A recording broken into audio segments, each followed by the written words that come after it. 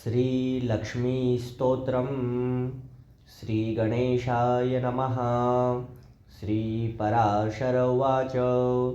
ॐ सिंहासनगतः शक्रः सम्प्राप्य त्रिदिवं पुनः देवराज्ये स्थितो देवीं तुष्टावाब्जकरां ततः। इन्द्र उवाच।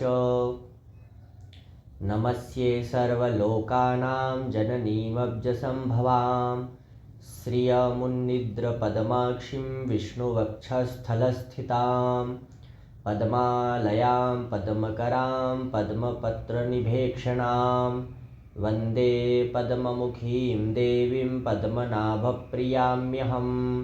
त्वं सिद्धिस्त्वं स्वधा स्वाहा सुधा त्वं लोकपावनी संध्या रात्रिः प्रभाभूतिर्मेधा श्रद्धा सरस्वती यज्ञविद्या महाविद्या गुह्यविद्या च शोभने आत्मविद्या च देवी त्वं विमुक्तिफलदायिनी आन्वीक्षिकी त्रयीवार्ता दण्डनीतिस्त्वमेव च सौम्या सौम्यैर्जगद्रूपैस्त्वयेतद्देवि पूरितम् का त्वन्या त्वमृते देवी सर्वयज्ञमयं वपुः अध्यास्ते देवदेवस्य योगचिन्त्यं गदाभृतः त्वया देवी परित्यक्तं सकलं भुवनत्रयं विनष्टप्रायमभवत् त्वयेदानीं समेधितं दाराः पुत्रास्तथागारं सुहृद्धान्यधनादिकं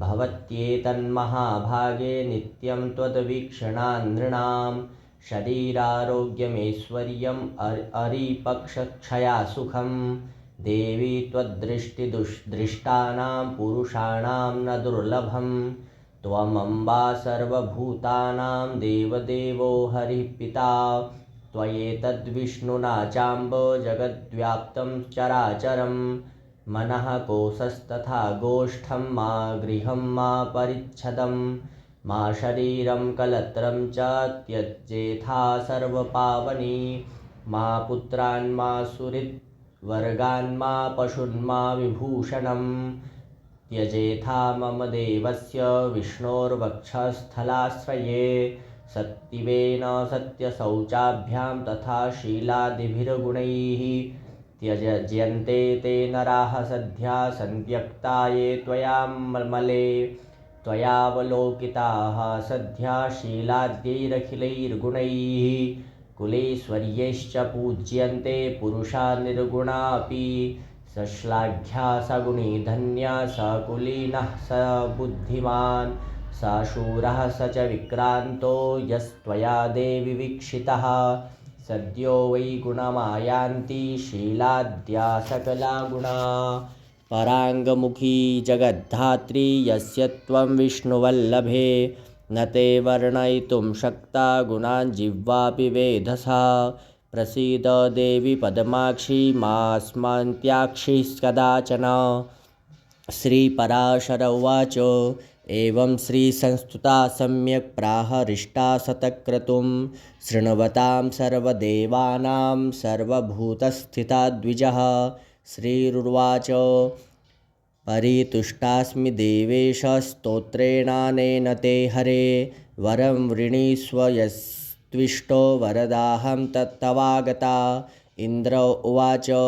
वरदा यदि मे देहि वरार्हो यदि वाप्यहं त्रैलोक्यं न त्वया त्याज्यमेष मेस्तु वरः परः स्तोत्रेण यस्तवैतेन त्वां स्तोष्यत्यब्धिसम्भवे स त्वया न परित्याजो द्वितीयोऽस्तु वरो मम।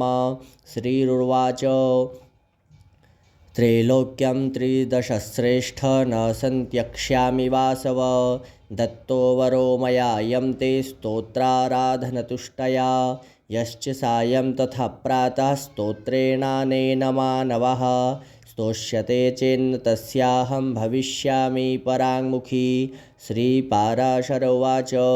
एवं वरं ददौ देवी देवराजाय वै पुरा मैत्रेय श्रीर्महाभागस्तोत्राराधनतोषिता भृगुख्यात्यां समुत्पन्ना श्रीपूर्वमुदधे पुनः देवदानवयत्नेन प्रसूतामृतमन्थने एवं यदा जगत्स्वामी देवराजो जनार्दनः अवतारः करोत्येषा तदा श्रीस्तत्सहायिनी पुनश्च पद्मा सम्भूता यदादित्यो भवद्धरिः यदा च भार्गवो रामस्तदा बुद्धरणित्वियं राघवत्वे भवसीता रुक्मणी कृष्णजन्मनि अन्येषु चावतारेषु विष्णोरेखानपायिनी देवत्वे देवदेहेयं मानुषत्वे च मानुषी विष्णोर्देहानुरूपां वै करोत्येषात्मनस्तनुं